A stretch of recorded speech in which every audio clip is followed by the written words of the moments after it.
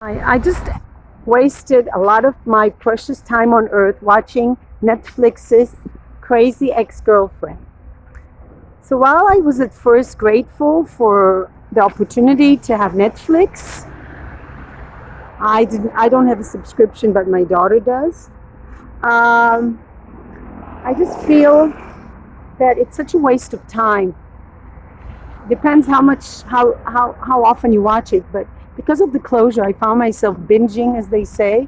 All binging is unhealthy, and this Crazy Ex-Girlfriend at first really caught my attention because I have very similar issues. People that come from dysfunctional families do not form healthy relationships.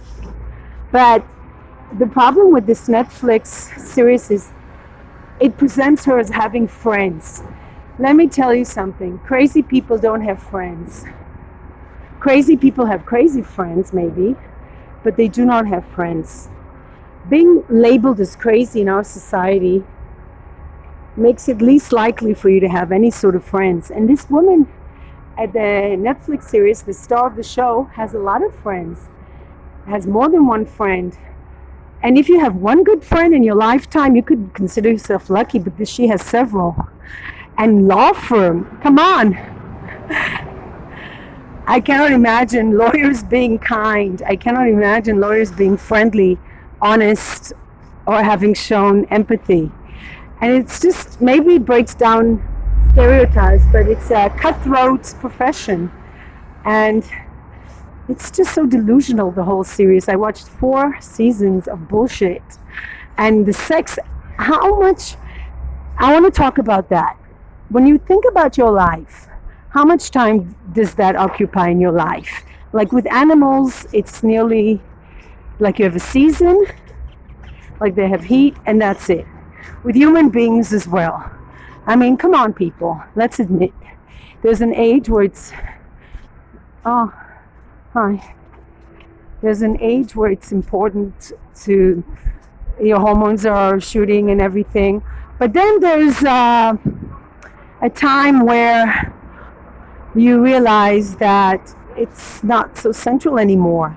You finish procreating, your hormones sort of are in a different place, you're in a different developmental stage, and it's no longer so important as it used to be. And that's how nature works. You have there's certain aims in this activity. Nature doesn't just create something for fun. It's not an entertainment. You know, entertainment takes a very small place in nature. Mostly it's functional. There's a reason for something to, there's a reason, there's a purpose for everything. That's what religion will have you believe, but there's really no purpose, especially in this religion that I'm under the siege of. I mean, there's so many things that don't make sense. And in religion, but in biology, everything makes sense. In nature, everything makes sense. And yet, in Netflix, this one part of a human being's life takes over. I mean, and there's this trend now, especially, correct me if I'm wrong, Jewish American comedians like Amy Schumer? Sorry, I forgot her name. Amy Schumer, who just talk about sex constantly because sex sells, and in a very vile way. So there's no more, like, it's just sex, sex, sex. And if you look at my crazy ex-girlfriend, it should be called Crazy Sex Girlfriend, because all she does is engage in sexual activities. And you wonder how men can be so easily seduced, because don't they have a brain? I mean, I can understand if they're drunk, but I'm talking about not being drunk, and the way she's able to seduce so many men constantly. And it just doesn't make sense. And also, you can see how destructive that is. And the way things work in that TV series, there's no logic. Why would her very successful boss fall in love with her? Okay, she reminds him of his mother, who tried to commit suicide too. So if you have a crazy mother, you look for a crazy wife. Makes a little bit sense, or partner. But there's so many crazy people there, and then she gets this diagnosis of being borderline, and I don't think it is borderline. I think when somebody behaves the way she does, it's not borderline. It's much, much worse than borderline.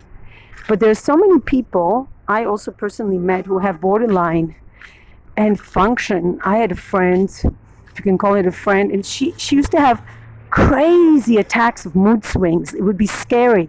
She would be one minute smiling and then the next minute screaming and accusing you of all sorts of things, and very paranoid.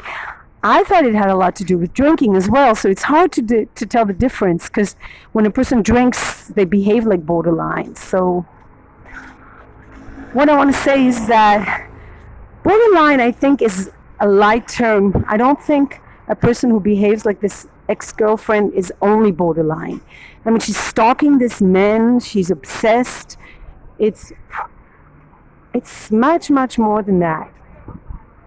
Manic depressive, it's just, and the way she doesn't have to work and she has so much money, and then she has one time a financial problem, but you would expect a person like that doesn't work to always have financial problems, and yet she can afford everything. So it's also another unrealistic point. So Netflix in general doesn't offer, maybe the documentaries, but doesn't offer real quality shows. I mean, they always overdo it. That's why people say American shows are so stupid, because they always overdo it. Can't do that. They always overdo it. So now I'm going to cross the street, because the Israelis also overdo things. They dig up our streets constantly in efforts to create jobs, I would say.